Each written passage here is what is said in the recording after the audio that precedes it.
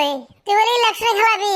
Panchayat election মেম্বারে election nomination দিবার চাইছিলাম, বাদে বাদ দিলাম। কে বাদ দিলি গে? না ওই জন্য দিয়ে হুল পেছাল বাড়তাছে, আমার বলে দোষ কো বলে মুখ করছিলাম। কে মুখ করছিলি তুই? কি গাল বাড়ছে? এমনি সব মিছো কথা।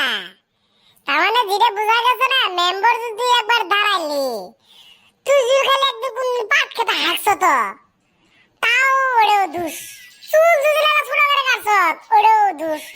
সাঁতার বুঝতাম যদি লাগা মাথায় তাও দোষ। ভোট দেওয়া যাবো না, সাঁতার বুঝতাম নাই। আচ্ছা এলে কথা। হ্যাঁ, মেম্বার দাঁড়ানি মানে মনে মনে ভাবে যে মোটামুটি খালি পয়সাই মেম্বার দাঁড়ামু বেয়াক পয়সা পয়সা দাও এমন করে পয়সা দিয়ে পাস করলে আমি কাম কি করবো কষে বাদিয়ে দিছে।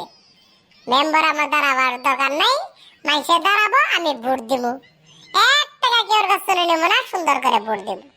হ্যাঁ তাই কর, মাইসেরও তো তেল মারা দরকার নাই।